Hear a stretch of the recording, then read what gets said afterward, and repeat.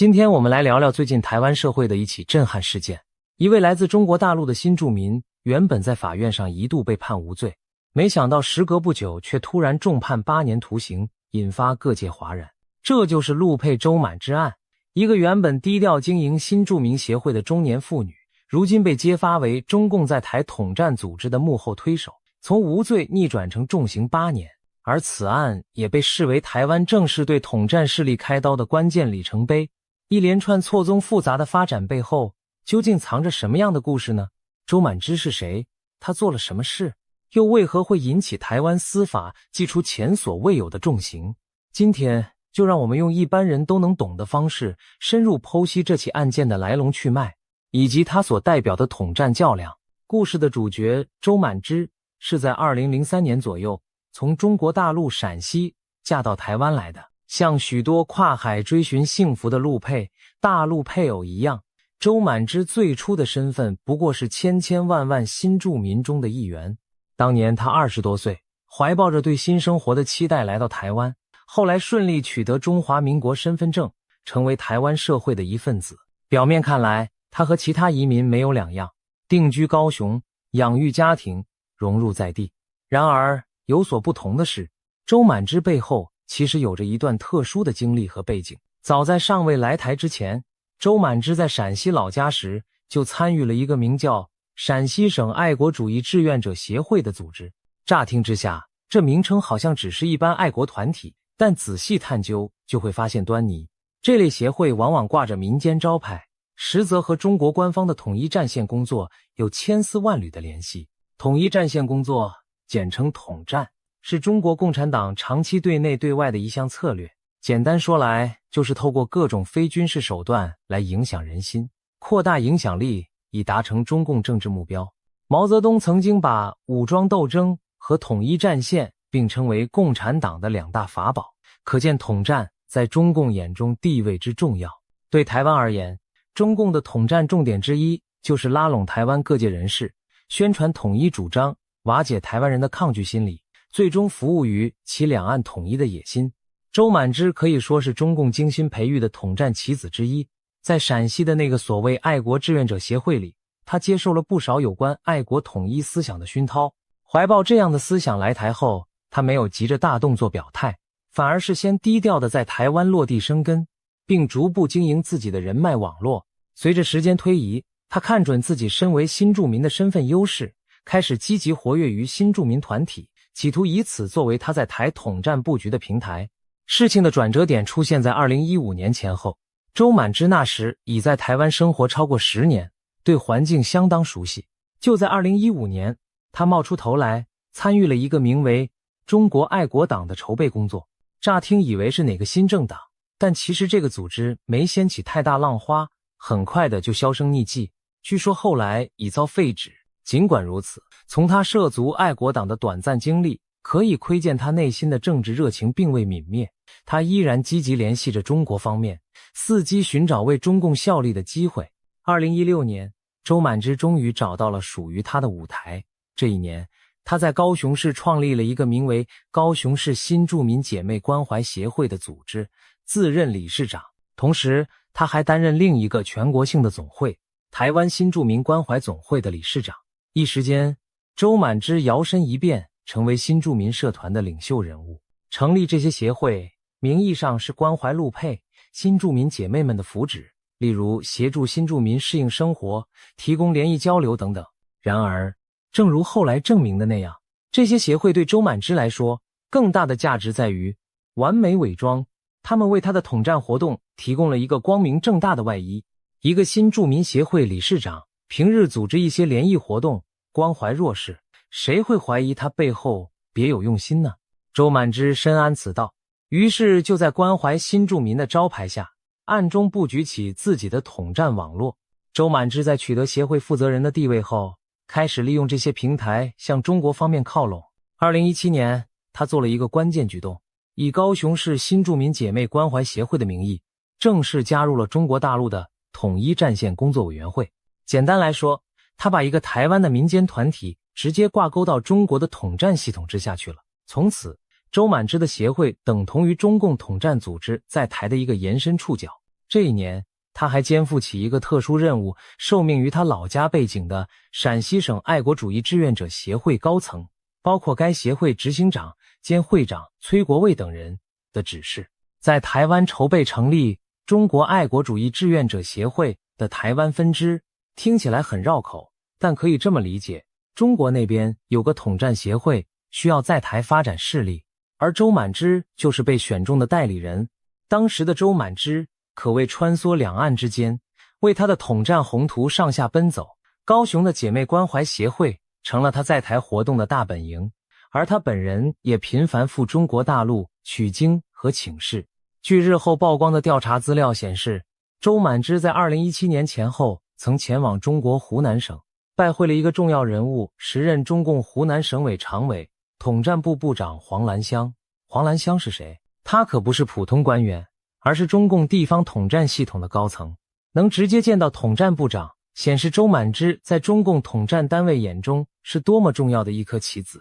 据说周满之此行的目的就是为了向大陆官方寻求资助，希望获得实质金援，以便他能在台湾更顺利地发展组织。果不其然，在黄兰香等人的牵线下，周满之回到台湾后没多久，协会那边就拿到了来自对岸的资金援助。当然，这笔钱不会打着统战基金的旗号光明正大汇过来，而是透过一些偏门管道以赞助的形式输送。比如协会办活动缺经费啦，有新住民急难救助需要补助啦。在看似正常的补助背后，其实暗藏着中共的钱脉。有了资金的支持，周满之更有底气扩张他的影响力。他开始以一国两制等统一主张为核心，策划各种宣传活动，把统战触角深入台湾基层社群。在周满之的精心经营下，他所掌控的新住民关怀协会规模不断扩大，会员人数节节上升，其中相当一部分是和他类似背景的陆配，也有少数是其他新住民甚至本地人士。对外，协会打着交流关怀的旗号，看起来相当和善无害。例如举办新住民才艺表演、文化美食节、亲子郊游等，吸引许多定居台湾的陆配姐妹参加。参与的人们大多觉得这是一个彼此抱团取暖、分享生活资讯的园地。然而周满之可不只是想办几场联谊那么简单，他把握每一次活动的机会，巧妙地向成员们灌输两岸一家亲的理念。所谓两岸一家亲，是中共对台统战的一个常用口号，意思是说台湾与大陆同属一个家庭，不该彼此敌视，要走向融合团结。周满之在协会活动中时常透过讲座、座谈或发送资料的方式向新住民朋友们宣传这类观点。例如，他可能在聚餐场合语重心长地表示，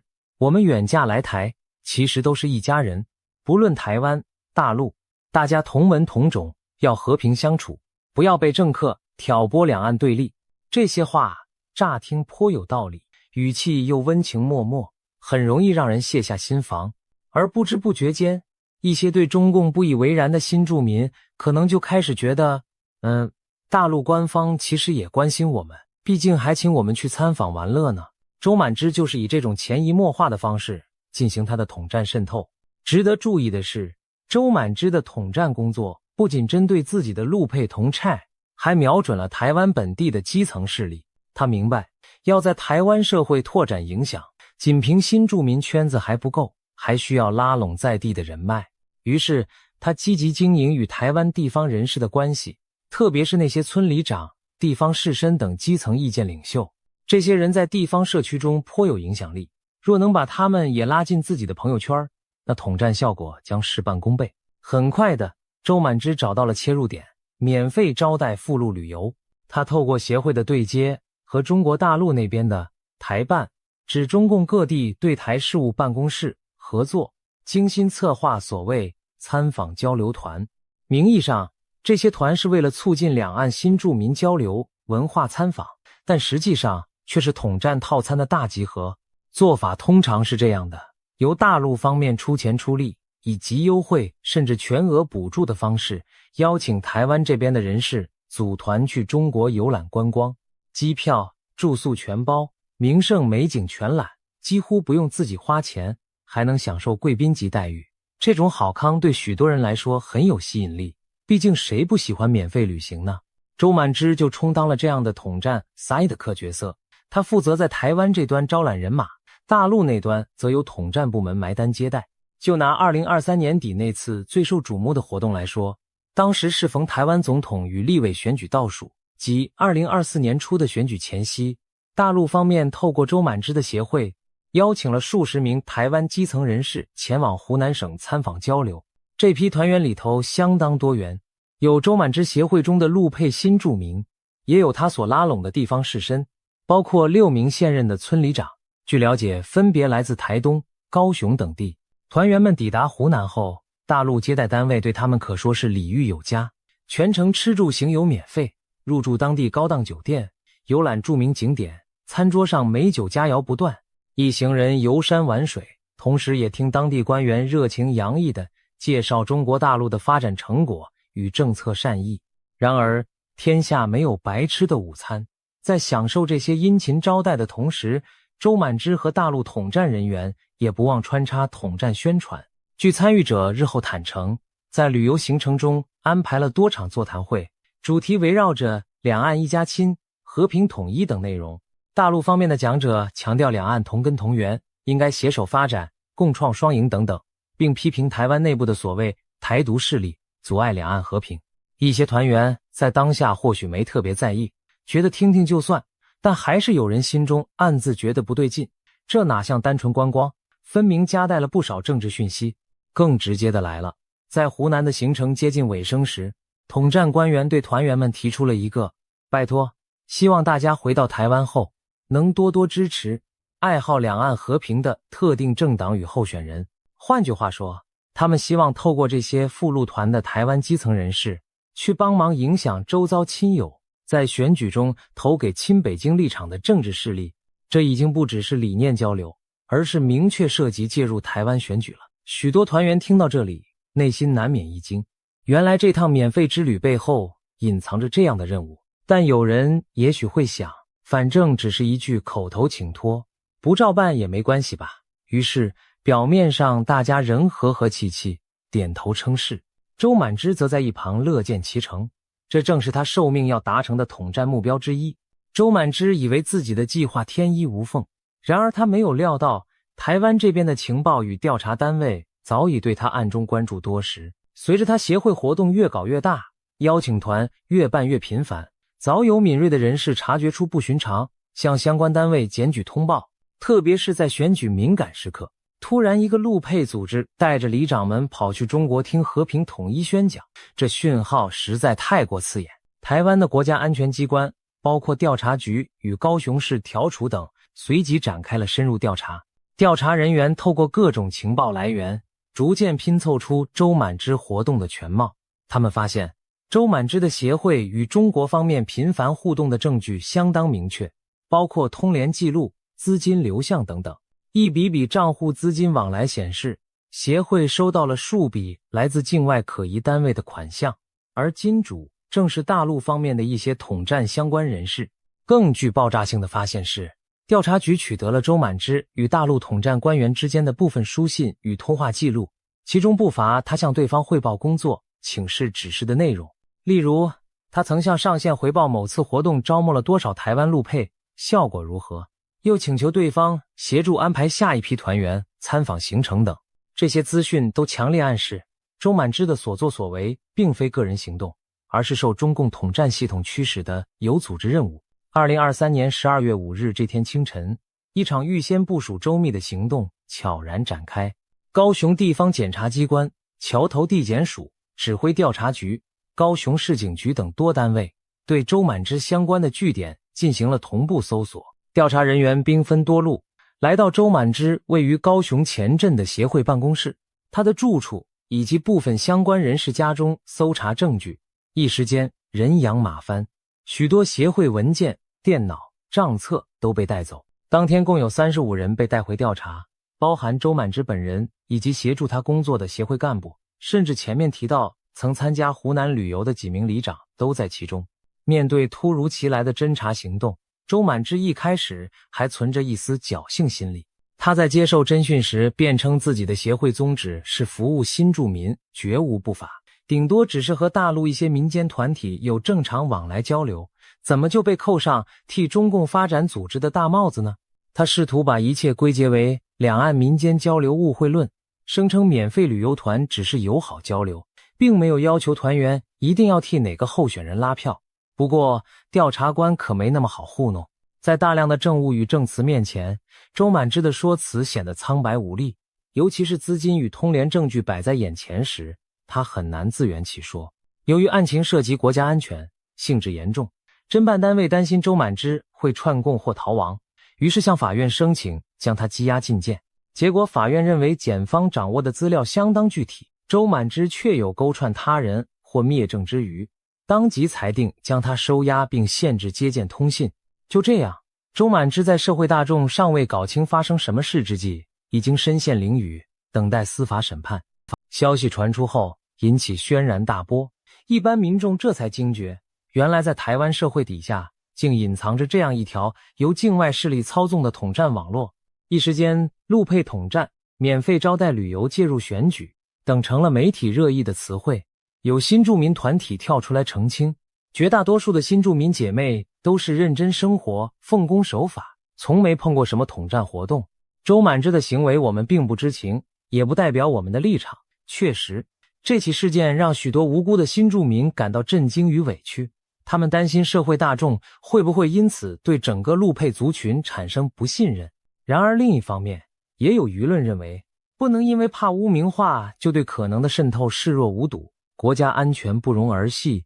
此次侦破周满之案是为台湾社会敲响了一记警钟。周满之被收押后，检察官依据调查结果迅速将他起诉。他被指控的罪名是违反国家安全法中为大陆地区发展组织罪等相关条款。简单来说，就是指他受中国官方指示，在台湾发展组织，意图危害国家安全与社会安定。这在法律上是一条相当严重的罪名，最高可处多年有期徒刑。毕竟它关乎的是国家主权与体制的安全，几乎等同于过去讲的叛国或内乱之类性质。案件依照法定程序进入审理，但过程并非一帆风顺。由于国家安全法中某些案件，特别是涉及外国势力者的特殊性，周满之案直接由高等法院高雄分院作为审理法院，这在程序上相当于二审直审，不经地方法院一般程序。第一阶段的审理历经多次开庭，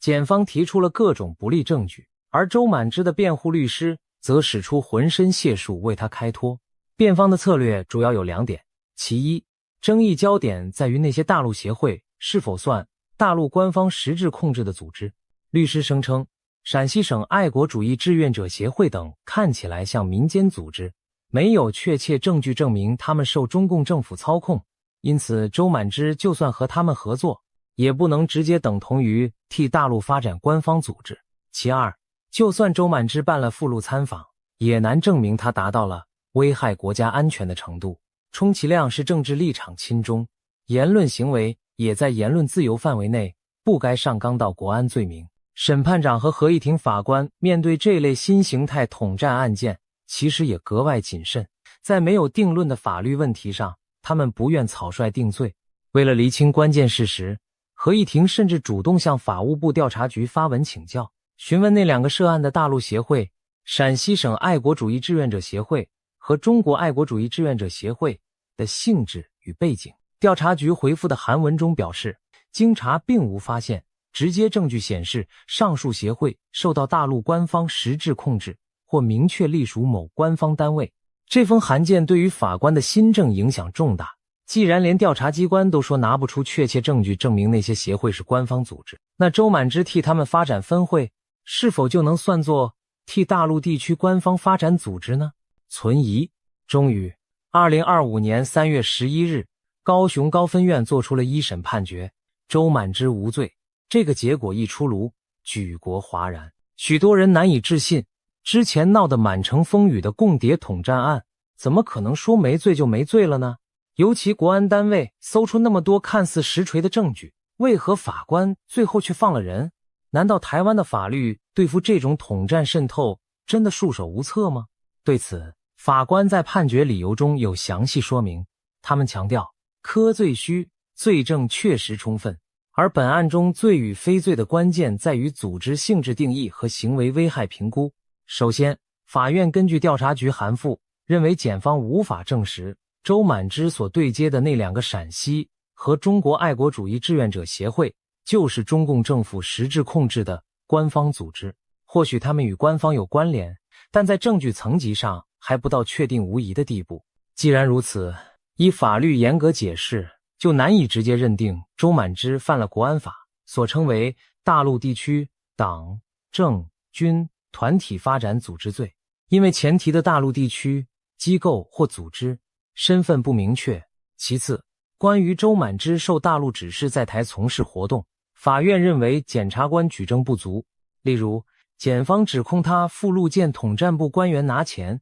在台大量吸收陆配为会员等，这些事实有发生，但法官质疑，拿了钱，但如果这钱用途难以直接证明是坏的用途，招揽会员难道就是坏事吗？辩方辩称，很多协会也会向不同单位募款赞助，新住民协会招募陆配会员本就是天经地义之事，不能仅因这些刚好符合统战模式就推定他犯罪。法官在天秤两端衡量，认为检方没能提出强而有力的直接证据，证明周满之的行为已经实际威胁到国家安全。虽然他的所作所为看起来很可疑，也非常不妥当，但司法讲求的是证据与法律的紧密扣合，而非舆论观感。结果就是合议庭给出了无罪的结论。这个判决震撼了社会，支持严惩统战的人大骂判决轻纵共谍，有倾向姑息之嫌，而统派阵营和部分法律界人士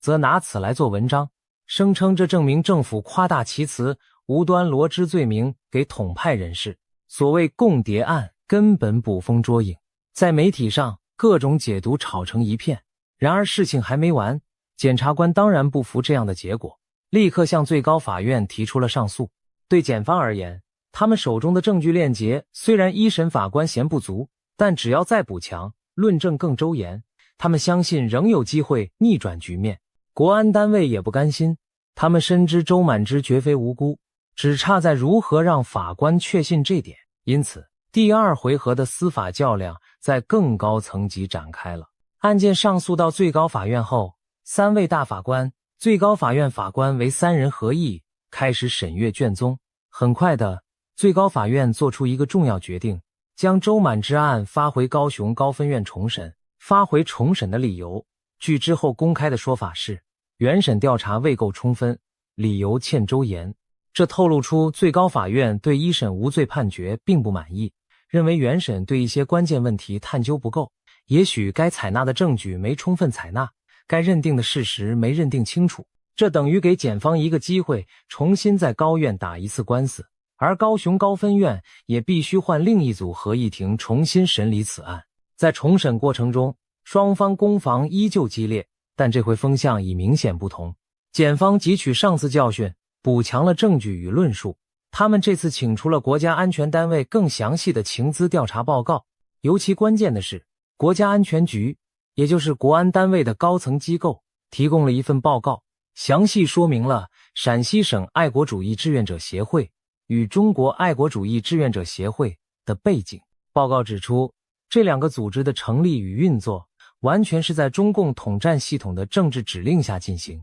其组织的人事安排、政策方向和行动内容全都受到中共省级统战部门的实质控制，根本不是什么独立的民间社团。换言之，他们表面虽挂着民间协会之名，实质上就是中共官方扶植的统战工具团体。有了这份权威报告，法官们对组织性质的疑虑大大降低，他们终于敢肯定周满之所效命的对象就是中共统战系统麾下的组织，周满之所做的就是在替大陆地区官方势力发展组织。这一关键点一旦认定，罪名基础就稳固了。接着，新的合议庭仔细审酌周满之种种行为，认为已经构成国家安全法第2条第1款所指，犯了该法第7条第1项前段的意图危害国家安全及社会安定而为大陆地区发展组织罪。在判决书中，法官措辞严厉地谴责了周满之的所作所为。他们指出，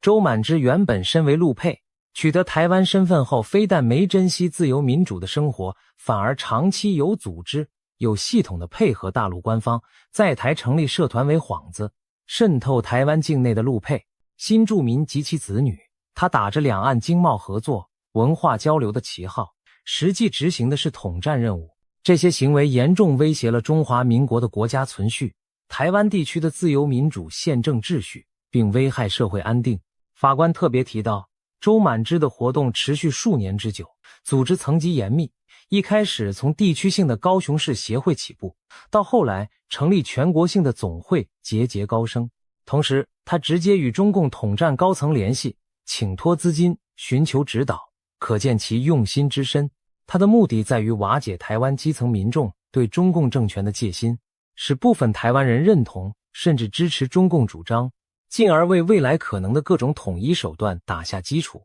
法官认为，这种阴暗的渗透手法如果不加遏制，长远看会破坏台湾社会彼此互信的基础，加深内部对立，确实对国家安全造成实质危害。在量刑方面，合议庭衡量了周满之犯罪情节与各种因素。他们指出，固然周满之犯行主要属于渗透与意识形态统战，与直接刺探军事机密那种传统谍报案略有不同，但本质上仍是危害国安的重大犯罪。考量到他过去并无刑事前科，这次算初犯，以及他并非亲手窃取机密等，法官最后决定判处有期徒刑8年。8年的刑期对一般刑案而言已相当不轻，更何况对一个50多岁的妇女来说，几乎等同断送了大半生自由。这显示司法单位对其行为绝不宽待的态度。最终，2026年1月20日，高雄高分院更一审宣判结果出炉，周满之被判刑8年，全案仍可上诉。宣判当日，周满之本人并未出庭听判，或许他早已预见结局，不愿再面对媒体镜头。消息传开后，全台再度哗然，但这次舆论风向与一审时截然不同。多数民众对改判结果表示支持与赞许，认为这是伸张正义、捍卫国安的重要判决。一些先前质疑司法放水的人也松了一口气，终于没有让坏人逍遥法外了。值得一提的是，法官在判决中还特别讨论了另一个部分。检察官原本指控周满之在台湾支持特定候选人，例如他为主张9·2共识、一中各表立场的总统候选人，或公开支持促统立场的立委候选人站台助选。检方认为这部分行为也是受中共指示，应算在为大陆发展组织罪行内，但合议庭审慎考量后，觉得周满之在群组中转传支持某候选人的文章或到竞选总部站台的行为，其实与一般选举期间支持自己欣赏的候选人很相似，难以认定他因此就发展壮大了统战组织，因此这部分单独看可能不构成犯罪。不过，由于他整体行为已经因其他事实构成违反国安法，两部分行为是出于同一犯意的集合行为，法院没有另对助选部分宣告无罪，而是直接并入主要罪名论处。换言之，最终刑责还是那8年有期徒刑。周满之案尘埃初定，其剧本般的大逆转过程让不少人感慨不已。台湾终于对隐藏在社会中的中共统战势力挥出重拳，这被视为一个重要里程碑。长期以来，中共对台统战无孔不入，但由于往往打着民间交流、两岸一家亲的旗号，操作手法隐晦，很难直接以法律制裁。许多时候，哪怕明知某些人充当了中共代理人，碍于证据或法规不足，也拿他们没办法。周满之案的成功定罪，说明台湾在法律和司法实务上跨出了一大步。这背后其实离不开法治的演进和社会共识的提高。早年，台湾主要适用国家安全法来办理共谍或统战案，但内部法律很大程度上还是民国政府迁台初期为防范共产党颠覆而设。对于新形态的渗透统战能否适用，有过一段模糊期。随着中共对台统战手法推陈出新，台湾社会也逐渐意识到不流血的战争同样致命。一连串事件催化了民意，例如2019年的香港反送中运动及北京对香港强行推行国安法，让台湾人民切身感受到一国两制的危险真面目。于是，在民间压力与执政者推动下，2019年底，立法院通过了反渗透法。这部新法特别针对境外敌对势力，毫无疑问主要是指中共透过资金、人员指示来干预台湾政治的行为，定出刑责。比如像周满之安排免费赴陆旅行，游说支持特定候选人，放在反渗透法框架下，就是典型的接受境外指示资助介入选举，可处5年以下徒刑。事实上，在周满之案审理期间，台湾各地也陆续侦破几起类似的统战渗透案件，有的发生在嘉义，某前国民党市议员候选人林姓人士被控收受中国资金，招揽多名村里长赴陆旅游，期间向他们灌输支持特定候选人的宣传，结果该案依反渗透法一审被判4年徒刑。还有的发生在高雄统一促进党主张统一的一个小政党的2名干部组织里长参加所谓和平统一参访团，同样被抓到介入选举的证据，2审各判4年6个月。这些案例都显示出台湾执法单位对此类行为零容忍的趋势。在以前，或许类似的事顶多被当作政治事件，参与者可能拍拍屁股潜回中国或仅受轻微处分。但现在不一样了，法律的高悬利剑正等待着那些甘当统战爪牙的人。周满之案尤其具有指标意义，因为他办得最深入，刑期也最重。以往被抓到的统战案，主嫌往往判个3、4年已算很重，但周满之直接8年，是迄今统战招待团类案件中最严厉的判决。这对那些仍企图以身试法、替中共在台运作的人，是一记响亮的当头棒喝。可以想见，未来如果再有类似的陆配或台湾人担当统战中间人角色，他们势必战战兢兢，因为周满之的下场摆在那里，一念之差，倾覆一生。从社会层面看，这起案件也引发我们对新住民融合与国安之间平衡的思考。台湾社会欢迎并包容新住民，但同时必须防备极少数人利用开放社会的善意，成为外来势力的内应。幸运的是，多数新住民本身也痛恨这类害群之马。正如某些新住民团体在事发后声明的，我们爱台湾的民主自由，绝不会干背叛这片土地的事。未来政府可能需要在加强新住民向心力与严查统战、渗透2方面并进，才能既避免冤枉好人，又有效揪出坏人。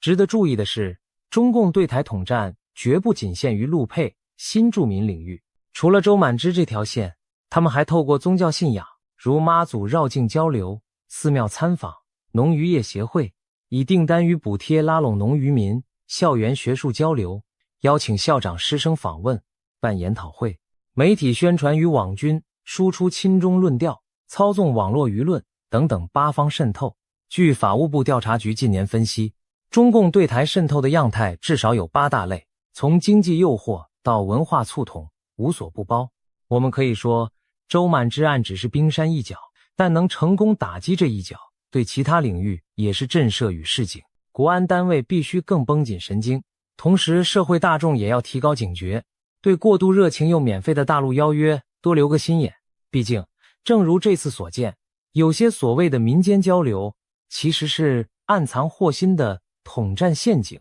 最后，我们也来关注一下这起案件后续的可能发展。周满之如今被重判8年，但按照司法程序，他仍有权向最高法院再度上诉，这将是第3审，通常针对法律适用争点。鉴于最高法院先前已明示原判有误，且更审详实补强后才判决，相信即便他上诉，翻盘的几率也不高了。如果8年刑期定诛，周满之将成为近年来在台因统战活动而服刑时间最长的案例。反观中共方面，很可能会把他视作烈士来进行情绪操作，对内宣称台湾迫害爱国统一人士之类。但不可否认的是，台湾人民如今对于这种统战行径已非常反感，社会主流意见支持政府依法强硬处理，就算北京当局跳脚抗议，也改变不了台湾司法独立办案的事实。这或许也让中共统战部门重新评估策略，